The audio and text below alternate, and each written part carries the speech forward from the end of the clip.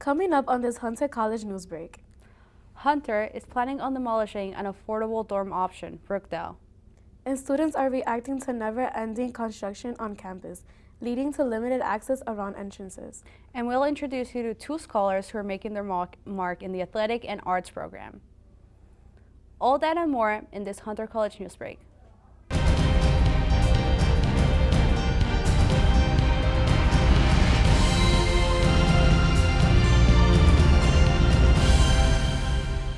Welcome to this Hunter College news break. I'm Rosalie Almonte Santos. And I'm Sofia Moncayo. Recently, the Brookdale campus has announced significant changes that have raised concerns among residents with the potential loss of affordable housing options and a shift in dormitory availability. I talked to students who are feeling uncertain about their living situation. Well, I'm not sure where I'm going to be living, actually. I don't know if I'm going to be able to live at home. My family may be moving at some point, so I may have to try and find an apartment for myself. I may try and RA it at a different location at 51st or 79th, but otherwise I don't know. Yeah, but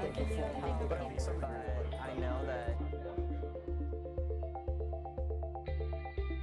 living in Brookdale was definitely a huge factor in my social life and academic life because I'm a human bio major and a lot of the labs are here, so I was really able to focus a lot more on studying and cut down my commute time.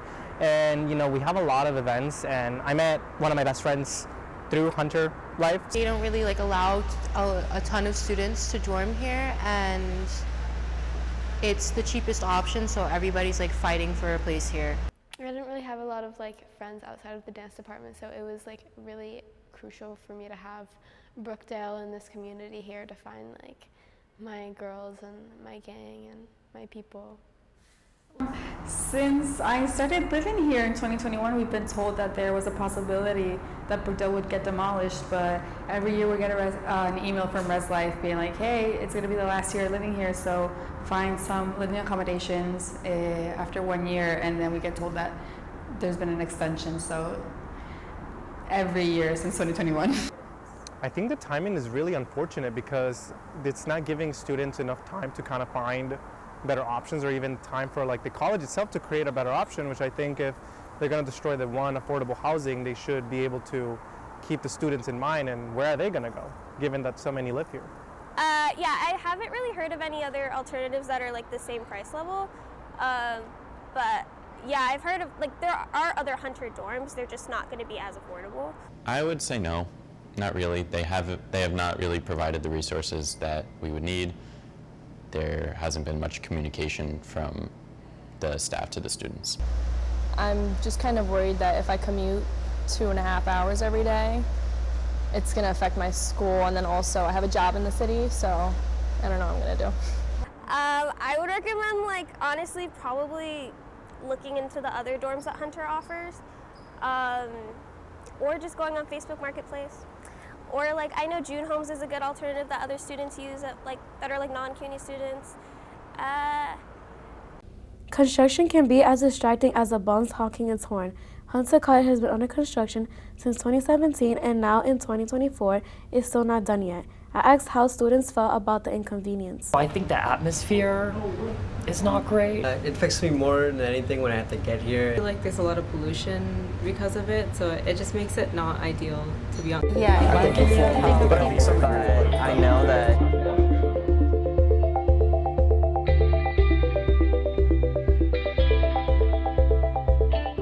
I feel like it's definitely affected the environment. There's pieces of the ceiling that are crumbling, and the building itself just feels very worn down.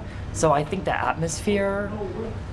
it affects me more than anything when I have to get here, and seeing that the staircase going towards the east building is closed. And I think it still is closed, or just got recently opened. But that's always been an issue because sometimes I have to get to the library to put something out before class, and that's always it's always hurting me. Then I feel like sometimes during class, there's been really loud noises out of nowhere, or even sitting in the library, it's very disruptive. I just hear banging and scratching outside and stuff, and sometimes you can't hear each other or the professor. Or the buildings need renovation in general, but I feel like there needs to be better planning and timing so it wouldn't disrupt students. But I do think there's certain parts of them that are falling apart, so we definitely need some instruction, but at the same time, you think that they're doing a good job, but we're still seeing the campus fall apart, so I'm not sure whether or not they are actually doing what they're supposed to be doing. I just don't really know what it's for, so I think that is like the number one issue. Or even if they are telling us, I feel like it's not, either people are not looking, which that could be the case, is that could be telling us and we're just not looking, or they should just be, making a bigger point of announcing these things, because if you can't get to your class because of the commute, then you're really wasting time and money. So that's where it goes to at the end of the day.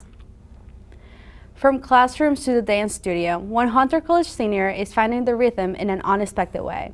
I talked to Emily Stevens, a ballet dancer, about how her art has become a lifeline in managing her ADHD. For college student Emily Stevens, dance is more than just performance, it's her day-to-day life. From the early morning until the night, she has a booked schedule. Maybe I'll have a rehearsal in the afternoon. If it's a show week, then we'll have teching all night and shows all night until about 10 p.m. And then I have actually my academic class I have on Friday and Saturday, so it's on the weekends. As a ballet major, Amelie intends to graduate in spring of 2025 to pursue a position at a big ballet company. The first time I ever took a ballet class, I was 3 years old. My mom put me in it because my best friend was taking the class and she needed a friend. So I kind of just went to support her. But I ended up falling in love with the movement. And a couple years later, I got diagnosed with ADHD, and so that was kind of like my outlet.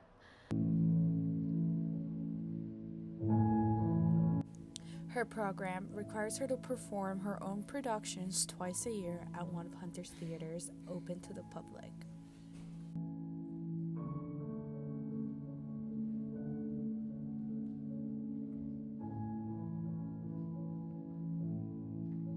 Well, ADHD means that I am hyperactive, so like my mind is constantly going at a speed of 1,000,000 miles an hour. And growing up, it was really hard to manage all that kind of electricity in my body, I guess. And so I needed to get a lot of exercise every single day. And that's where dance came in. It's hard for me to sit in a chair for a long period of time. So, yeah, those academic classes are definitely harder for me. Ever wonder what it's like to grow up as a musician? Sahar Nadeed has played many instruments since she was in 5th grade. She takes on so many tasks, from being a college student who is double majoring to being a band manager and organizing events. I heard her singing and she is incredible. Hunter student making change through her music.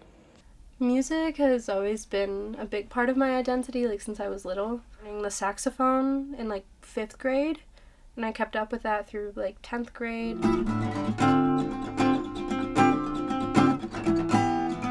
They were playing really crazy music on the loudest speakers imaginable. Didn't follow through because I fell in love.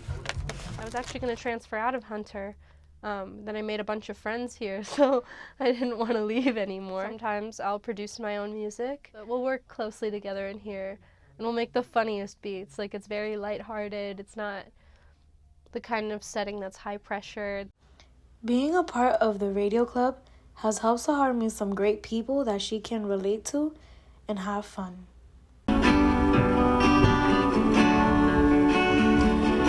Everyone is trying to get to the bar. While Sahar is taking on time to go to the studio and produce music, she is also working in the administrative office, where she is helping and guiding students whenever they need it.